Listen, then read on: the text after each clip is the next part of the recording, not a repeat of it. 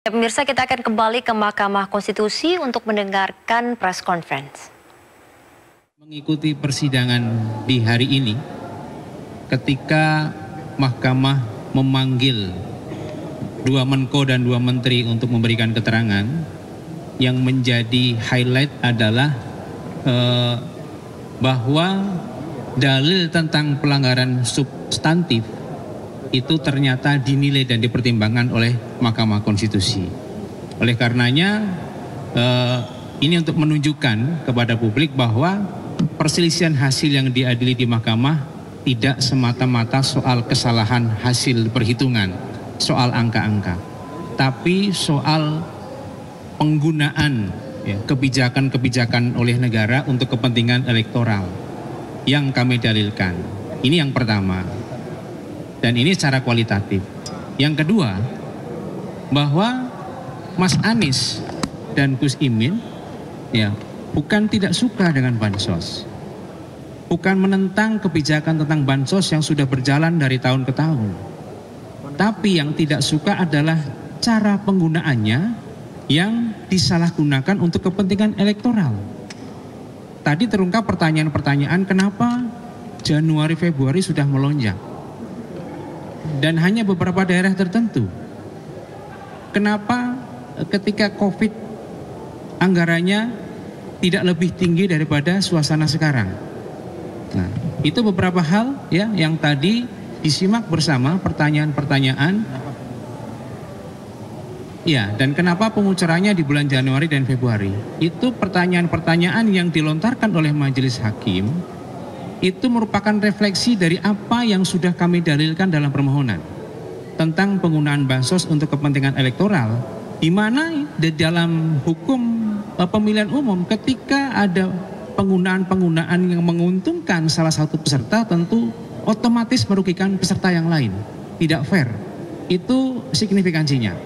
Maka nanti kita lihat, kita simak bersama, kita saksikan bersama bagaimana para menteri itu menjawab.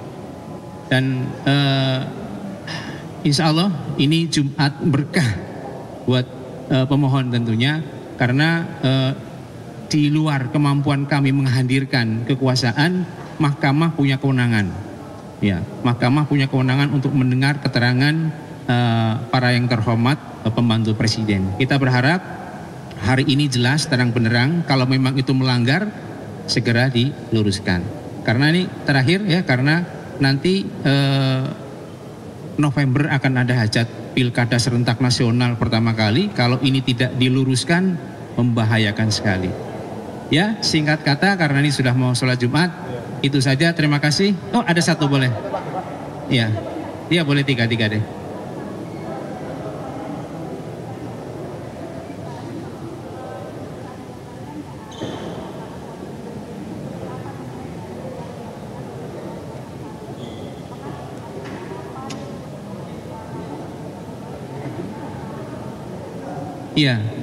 Jadi pertama pemanggilan keempat menteri, dua Menko dan dua Menteri itu merupakan sesuatu hal yang serius. Dan ini baru pertama kali terjadi dalam sengketa pilpres sepanjang era reformasi. Kedua, materi yang disampaikan oleh majelis hakim itu adalah materi-materi yang merupakan refleksi dari permohonan. Ketiga, baru di hari ini ke-8 hakim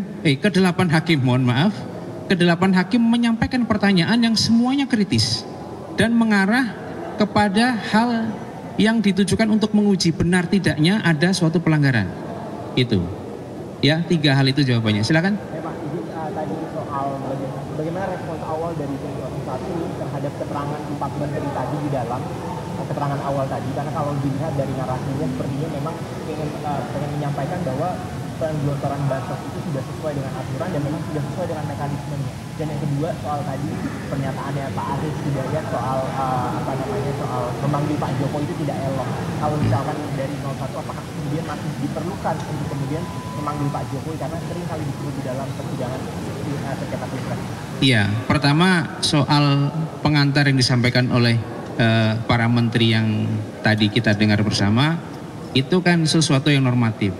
Nah, itu pun kemudian membuka celah untuk majelis hakim mempertajam. Dari pernyataan dari keterangan awal itu sudah dipertajam dan kami yakin majelis hakim sepemikiran dengan kami. Nah, kemudian yang kedua, untuk pemanggilan Jokowi, Pak Jokowi memang kami nggak minta.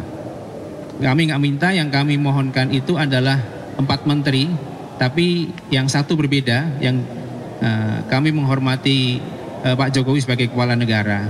Bahkan Mahkamah memberikan bonus dalam tanda kutip menghadirkan DKPP. Satu lagi, tadi 3?